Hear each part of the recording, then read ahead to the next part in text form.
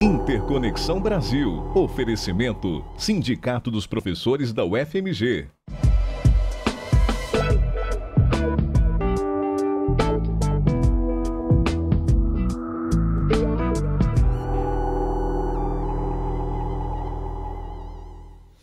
Bem-vindos a mais um programa. O tema de hoje é a reforma do ensino fundamental e médio. Na história da educação do país, nunca tivemos uma base curricular comum que unificasse minimamente a nossa educação básica. Recentemente, foi publicado pelo MEC o documento Base Nacional Comum Curricular, com o propósito de unificar a educação infantil, fundamental e o ensino médio. O documento está em discussão no país, coordenado pelo Conselho Nacional de Educação, e prevê-se a implantação da reforma, caso seja aprovada, em 2019. Neste programa, nós vamos analisar os dois projetos de reforma sobre educação, a fundamental e a do ensino médio. E o nosso convidado é Cláudio de Moura Castro, economista e escritor, um pesquisador especialista exatamente na história da educação brasileira. Cláudio, é um grande prazer tê-lo aqui. Boa noite. Para discutir dois temas extremamente relevantes. A educação brasileira, fundamental e médio, precisa efetivamente ser reformada? A educação fundamental, ela não tem que revirar de cabeça para baixo. Sim. O que ela precisa é de qualidade. Precisa fazer bem feito o feijão com arroz. Isso porque, se quer a gente vá para a Mongólia, Burkina Faso ou Suíça, essas estruturas são todas muito parecidas. Sim. Então, não se trata de fazer uma coisa completamente diferente. Se trata de fazer bem feito, claro. O que a gente não consegue fazer. O grande problema estaria, então, na sua implementação, fazer com que a nossa estrutura vire realidade e efetivamente ensine nas nossas crianças. Quer dizer, a cada minuto você tem 50 milhões de alunos fazendo alguma coisa nas salas de aula, orientado por professores que pode estar fazendo certo e que pode estar fazendo errado. Sim. Eu destacaria como grande problema os cursos de preparação de professores, com tudo que decorre daí, da carreira e etc, etc. Eu acho que aí tem que ter uma mudança muito grande. No período do ministro Paulo Renato, foi feita uma reforma inspirada pelo modelo francês de formação de professor. Sim. Isso foi adiante destruído e hoje a gente forma professor num curso voltado para formar orientadores. Não pode. Ele nem aprendeu a ensinar e nem aprendeu o conteúdo que ele tem que ensinar. Então, esse é um dos pecados mais graves. E quando se fez a reforma, incorporando o modelo francês, que aspectos principais foram introduzidos? O cacuete francês, que na França é um cacuete, e quando você exporta um cacuete, ele acaba ficando uma legião. Sim. É o excesso de ambição. Quer dizer, é um país de tradições culturais muito fortes, e quando você exporta a quantidade de coisas e a dificuldade das coisas que vão ser ensinadas, você termina com um currículo para gênios. Sim. E a gente sabe que os nossos alunos não são gênios, são normais. Claro. Então, esse é talvez o grande vício do modelo francês. O modelo americano é mais realista. Digamos, o Japão ensina para o aluno médio. Ele toma como currículo aquilo que eles acham que o aluno médio dá conta de aprender. Perfeito. E do ponto de vista da gestão das nossas escolas, o que se prevê para melhorar o ensino fundamental? Há um início de discussão, mas isso não é assunto do MEC. A gente achava que o grande problema era que o diretor era escolhido pelo prefeito, pelo deputado, por não sei quem. Pela mediação política. É. Hoje você tem eleição. E aí? Por tudo que a gente sabe, é pior. Então, em vez de dever favor a uma pessoa, o diretor entra, ele toma posse depois de ter feito todos os compromissos, aberto mão de tudo que ele podia, quer dizer, ele entra manietado, além de politizar. Negociou sua autoridade. Exatamente. Então, o remendo é pior do que o soneto. E aí, qual que seria exatamente o melhor critério de escolha? Competência? O que está acontecendo em alguns países de primeiro mundo, periféricos, esses são os países que acabam tendo mais inovação, porque França, Inglaterra, Estados Unidos estão muito congelados. Mas quando a gente fala de Austrália, Nova Zelândia, Canadá, as coisas estão acontecendo. São eleições com vários critérios, um atrás do outro, em cascata. Primeiro você vê se o cara sabe o que precisa saber, depois você vê se faz isso, faz isso, faz isso, faz isso. Nada impede que haja algum tipo de eleição na frente, mas isso é o fim de um processo. Do ponto de vista da reforma do ensino fundamental, qual a responsabilidade das secretarias municipais de educação? São donas. O dinheiro vem do município, a execução vem do município, o que vem do MEC e o que vem das secretarias estaduais é muito fluo, muito vago. E o grosso do dinheiro é uma tributação local. Então, elas têm tudo a ver. O ensino é bom ou é ruim diante da realidade da secretaria. Então, você tem cidades muito pequenas com ensino excelente e você tem cidades enormes, ricas, com ensino muito ruim. Então, tudo depende do município. Ficará mais clara a responsabilidade de cada ente federado, do município, do estado e da União? No momento já tem uma certa clareza. O que acontece é que o ensino, as secretarias estaduais que convergem para ficar apenas com o ensino médio, ela tem um resíduo histórico em que muitas delas têm ainda ensino fundamental e isso confunde um pouco, mas não é por isso que a educação brasileira é ruim. Perfeito.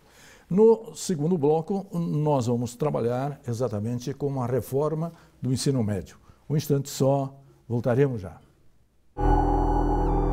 Interconexão Brasil. Oferecimento: Sindicato dos Professores da UFMG.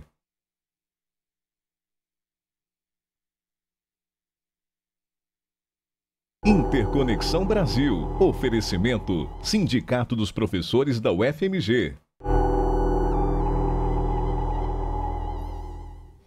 Bem-vindos de volta. No primeiro bloco nós estamos trabalhando reforma do ensino fundamental e médio. No primeiro bloco tratamos da reforma do ensino fundamental e já deixamos no ar o tema do segundo bloco e do terceiro bloco, que é a reforma do ensino médio, né? Por que é imperioso reformar o ensino médio, professor? A arquitetura do ensino médio é completamente equivocada. Eu diria que, do ponto de vista da sua estrutura, o que tem que fazer, como é o pior do mundo. Eu não consigo imaginar um país que tenha um ensino pior. Mas e o que o torna pior? Veja bem, vamos tentar entender. Sim. Nós temos duas grandes correntes. A educação no mundo, ela nasce ou na Europa, um pouco França, Inglaterra e Alemanha, só, ou nos Estados Unidos. Nos Estados Unidos, perfeito. A Europa, historicamente, optou por ter uma escola diferente para cada perfil de aluno, para cada motivação, para cada tipo de mercado de trabalho. Então, tem uma escola que pega mais a literatura, outro pega mais as ciências naturais, uma que é mais técnica, outra que é mais humanidades. Mais humanidades, quer dizer, é uma multidão de tipos de escola. Sim. A Alemanha, que é muito simples, tem 4 alternativas, sendo que dentro delas há várias. O outro modelo polar é os Estados Unidos, que tem uma escola só para todo mundo. Chegou na idade do ensino médio, só tem uma escola. Mas, em compensação, essa escola oferece tudo. Sim. Se for o caso, pode ensinar sânscrito, pode ensinar matemática de ensino de nível superior, pode ensinar a tirar fotografia, a fazer balaio, a pregar, a lixar, a ser bombeiro, a ser maquiador, enfim, ela faz tudo. E nós, onde ficamos entre esses dois mundos? Nós criamos uma escola que, ao contrário da escola europeu, é uma escola só, e criamos uma escola que, ao contrário da escola americana, ela não tem opções. Então, Carlos Drummond de Andrade teria que quebrar a cabeça com derivadas e integrais, e o César Lattes teria que estudar capítulo da história que ele provavelmente não teria nenhum interesse e estaria perdendo tempo e se chateando. Então, em todos os lugares do mundo. Nesse momento, depois de já ter um lastro de 8, 10 anos de educação, começam a aparecer opções, onde você pode se concentrar. E na reforma, nós teríamos uma proposta única, um currículo único ou um currículo diversificado, como nós já tivemos no passado? Lembra do... Exatamente. O científico, o clássico e o normal? O que a proposta faz? Ela diz, isso aqui é o que todo mundo tem que saber. Uhum. Isso vem antes do clássico e do científico. Sim. Daqui para frente, entram as opções pessoais, a possibilidade econômica da escola, os interesses, a realidade da região, que sai desse currículo mínimo. Porque quando a gente fala em currículo mínimo, nós estamos dizendo o seguinte, isso é o que todo mundo tem que saber. Sim. O perigo é que se o que todo mundo tem que saber for subindo, não sobra tempo para diversificar. Essa é a grande tentação. Então, essas disciplinas que seriam básicas seriam o português, a matemática e uma língua estrangeira, é isso mesmo? É por aí, mas esse é um assunto meio controvertido. Há muita gente, como meu amigo Simon Schwartzman, a própria Maria Helena Guimarães Castro, que acha que, nesse momento, o currículo, a base curricular devia só entre essas 2 ou 3, inclusive por razões práticas. E como é que se escolheriam as outras disciplinas e por quem, professor? Bom, essas vêm depois, elas são opcionais.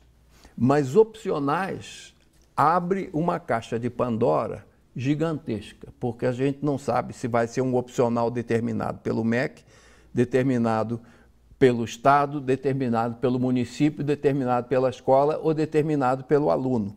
Quer dizer, aí nós entramos... O projeto, nesse caso, está aberto e em debate. É isso? Ainda bem, porque se Sim, fosse claro. fechar esse projeto nesse momento, seria uma catástrofe. Claro. A tendência é tirar um pouco do MEC, deixar um pouco com os estados e deixar um pouco com as escolas.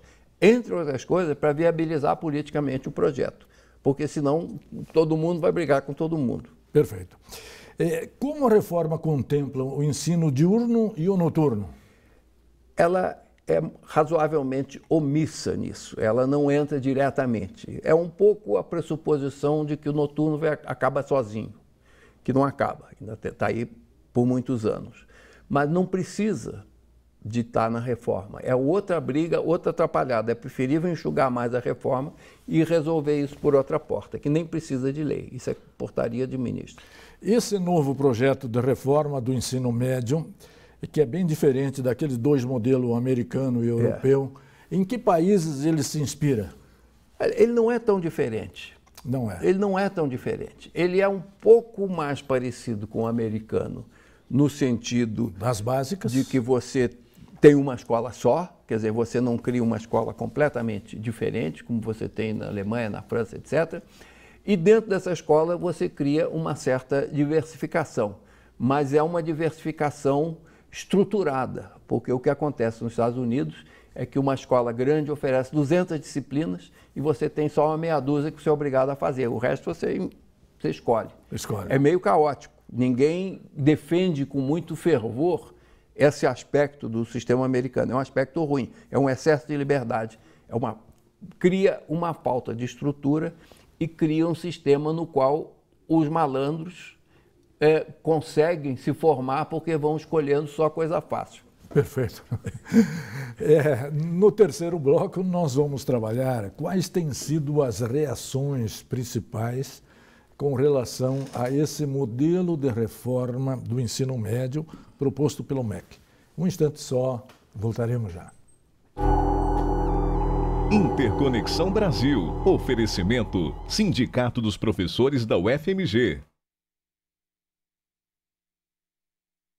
Interconexão Brasil. Oferecimento: Sindicato dos Professores da UFMG.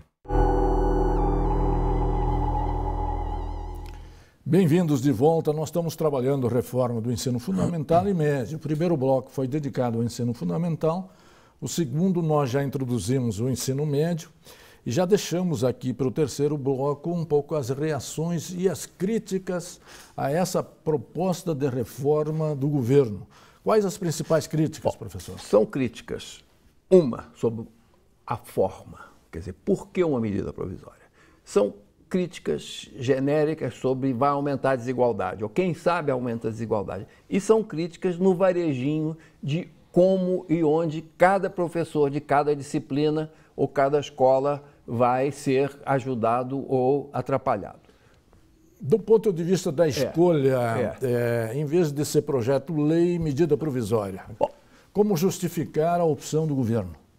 Essa talvez seja atualmente o lado mais controvertido. Na verdade, esse assunto está sendo discutido há muitos anos. Eu, outro dia, revendo minhas coisas, descobri que eu escrevi o primeiro artigo sobre a reforma em 94. 12 anos atrás. E muita gente. 13. Quer dizer, tem uma proposta chocando no Congresso, desde 81, 82, 2001, 2011, 2012, quer dizer, e não andou, apesar de que o relator era do PT. E, por outro lado, a gente percebe que a qualidade do nosso ensino médio está caindo. Muito ruim, está caindo. Então, a ideia de tocar essa lei pelo Congresso, ela não andou. Então, há um argumento razoável para dizer, para andar é medida provisória. A reação inicial foi muito ruim, mas ela está, de certa maneira, atenuada. A outra crítica é que vai aumentar a desigualdade. Mas como assim, professor? A minha tese é que o que existe hoje é impossível piorar. Sim. Então, não pode aumentar a desigualdade. Você permitir que cada aluno estude aquilo que interessa mais, que cada escola possa fazer o que pode fazer melhor, isso não pode aumentar a desigualdade. Pelo contrário, a liberdade é uma forma de promoção humana, não? Exatamente. E como nós já tivemos um clássico e um científico e um técnico e um normal e um contabilidade, funcionou. E como grande parte dos países tem coisas parecidas e que a gente está vendo que não é isso que está criando a desigualdade, o argumento é frágil. Sim. Bom, o terceiro é que nós vamos ter um corpo a corpo inevitável, não é porque alguém quis complicar, é que o assunto é complicado. Sim. O que começa onde? Que disciplinas que entra onde? Perfeito. O que é obrigatório, o que é opcional? Não há como resolver isso do dia para a noite por uma penada. Isso é um processo bem lento, bem complicado. E, obviamente, uns terão os calos pisados, outros não, outros até ganharão. De um modo geral, um professor dedicado, digamos, um professor dedicado de história, fiz uma conferência recente, estava debatendo com um professor de história. Ele vai ter, pela primeira vez na sua vida, alunos que escolheram fazer história. Claro. E vai ter mais disciplinas de história para esses alunos. Então, e mais conteúdo, mais conteúdo. Profundidade. Então, isso é positivo. Perfeito. Eu não vejo... Como o ensino profissional será contemplado pela reforma, professor? Num determinado momento, na década de 90, expulsaram do currículo acadêmico as matérias da escola técnica. Então, o que aconteceu? São 1000 horas de escola técnica, a mais do que o currículo acadêmico. Essas 1000 horas foram somadas ao currículo, as 2.500 horas do ensino acadêmico. Então, o que acontece? Um menino que quer um resultado mais imediato, que é um ensino técnico, que ele estuda 3 anos e sai preparado para o mercado de trabalho, esse menino vai ter que estudar mais do que um outro que vai fazer vestibular para o ITA.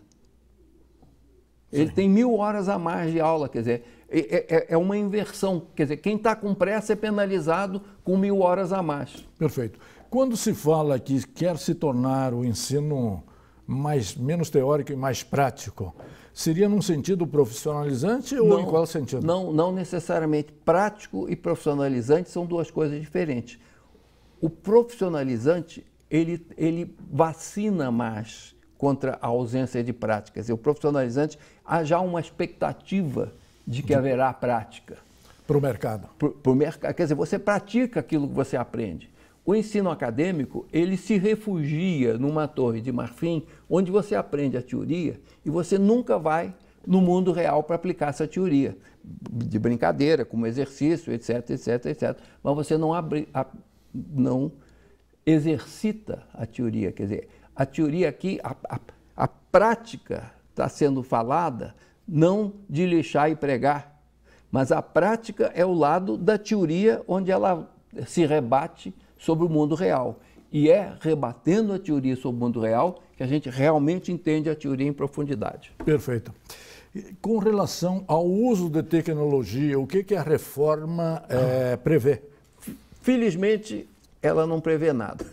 Por quê? Ou prevê muito pouco. Porque o que faz a educação andar, o que faz a mudança, o motor da mudança não é a tecnologia, é um outro tipo de decisão. Nós não temos nenhuma razão para ser contra a tecnologia. Mas nós não podemos acreditar que é botando tecnologia que a educação vai melhorar. A educação vai melhorar quando há uma decisão séria de melhorar. E aí, se tem tecnologia, vamos botar a tecnologia. Não há nenhuma razão para não usar essa tecnologia. Mas ela não é o motor. Claro. Ela possivelmente seria um meio e não uma finalidade. Ela é um meio. Ela é fundamental quando nós estamos falando das distâncias do Brasil, quando nós estamos falando da dificuldade que você tem de levar um bom professor lá para trás da grota. Então, quando você assiste uma aula do telecurso, você está assistindo a atores padrão Globo, representando aulas que foram feitas pela primeira linha de professores do Brasil. Então, na verdade, uma aula do telecurso, não existe nenhum professor que consiga dar uma aula daquela tão bem dadas. Então, isso é um grande fator de democratização. O que você prevê em melhora da infraestrutura das escolas? Infraestrutura material? Ela não tem assim, quer dizer, o que há é residual. Há uma melhoria, digamos, de 30, 40 anos para cá, há uma melhoria constante na qualidade da infraestrutura. Quer dizer, há 50 anos atrás, a escola não tinha água, não tinha banheiro, não tinha luz, não tinha isso, não tinha aquilo. Hoje, as pessoas estão reclamando de que a quadra de esporte não é tão boa e que falta isso, não falta aquilo. Biblioteca, laboratório. Biblioteca, laboratório, essas coisas todas. E a formação do professor, que nós já vimos na análise anterior, era um gargalo, é ainda um gargalo? Continua sendo um gargalo. Como melhorar a sua formação? Primeiro, você tem que atrair uma matéria-prima melhor. Hoje, você tem gente muito talentosa que é atraído para a carreira docente, mas são poucos. Então, você tem que tornar a escola mais atraente. Veja o seguinte, os professores, na média, os professores do sistema privado ganham um pouquinho menos do que do sistema público. E o sistema privado atrai os melhores professores, apesar de que não tem previdência, não tem estabilidade, não tem nada. Por quê? Porque os donos de escola privada sabem que o que atrai o professor é um bom ambiente.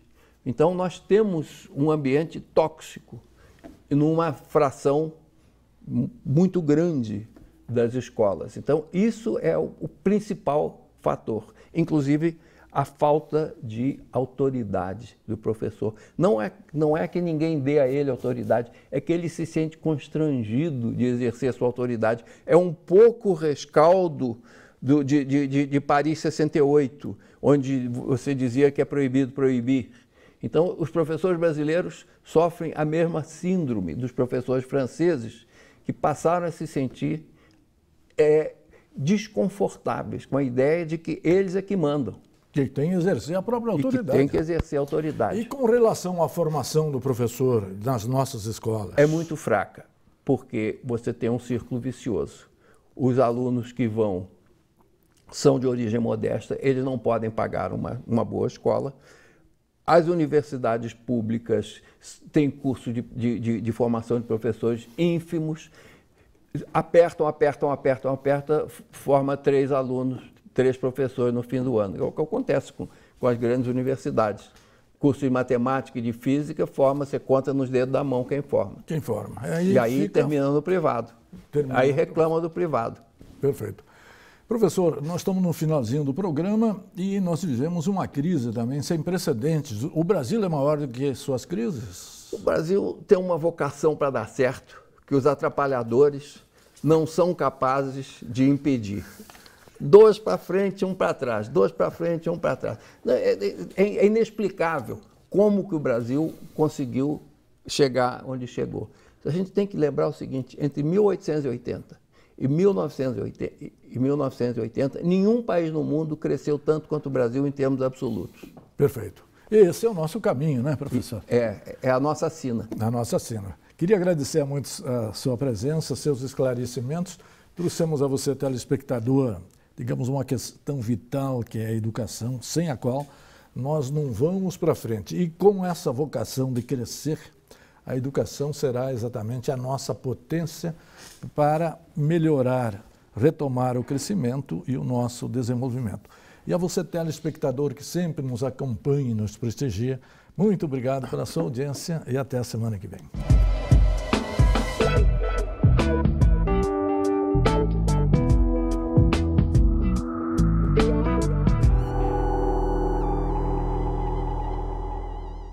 Interconexão Brasil. Oferecimento: Sindicato dos Professores da UFMG.